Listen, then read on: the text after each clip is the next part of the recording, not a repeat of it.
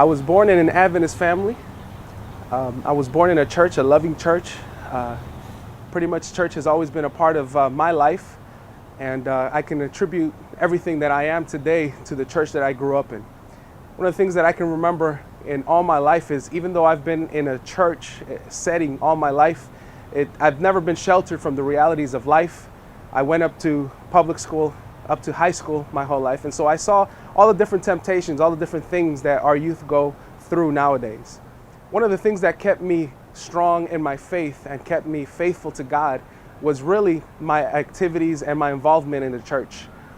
I remember that ever since I was a small kid, the church has been very open as far as giving me opportunities to participate in all areas and Pathfinders. And one of the memories that I always have and will always hold dear in my heart was that at the age of 9, the church was kind enough to actually open up the pulpit and give me the opportunity to preach. And that was a big step for them. On a Saturday morning, I remember I delivered my first sermon at that church that I'll always remember.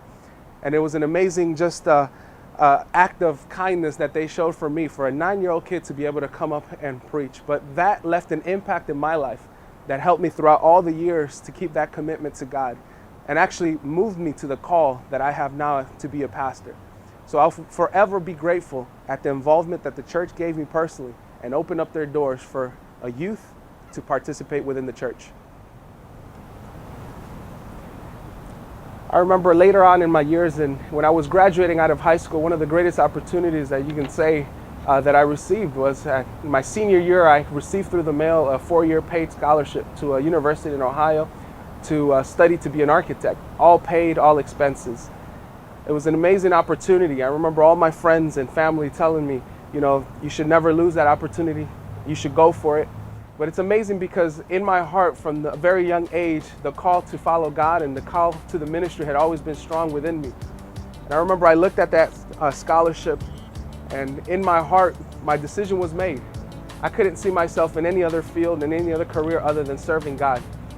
And from that very moment that church had opened up those doors for me to preach at the age of 9, I clearly remember making that decision and saying there's no better way for me to live my life than to be serving God.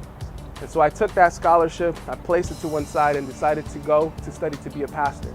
I remember family and friends looked at me, some of them called me crazy, some of them had no idea why I had made that decision. But in my heart, I knew that that was the right way to go, that I can't possibly see myself waking up every day with the guilty feeling of knowing that God could use me for something bigger and something better.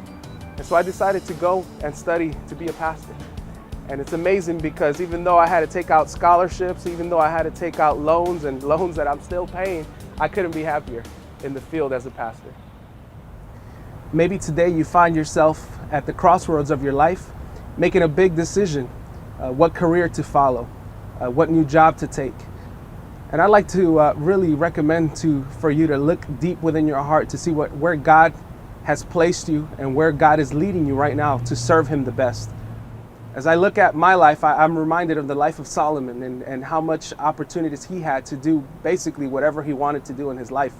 And in the book of Ecclesiastes, for so many chapters, he finds himself a biography of his life, talking about all the opportunities. And just like I had the big opportunity of studying to be an architect for 4 years, everything, all expenses paid.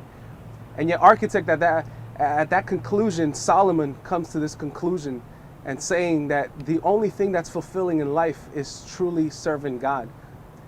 And I see myself in that situation. And as I find myself at my local church, at Remix Church, where I'm at now, I can see what Solomon meant when he said that it really is a joy to be serving God. And I would love to encourage you right now at this moment, wherever you're at, and whatever career right now you're trying to decide.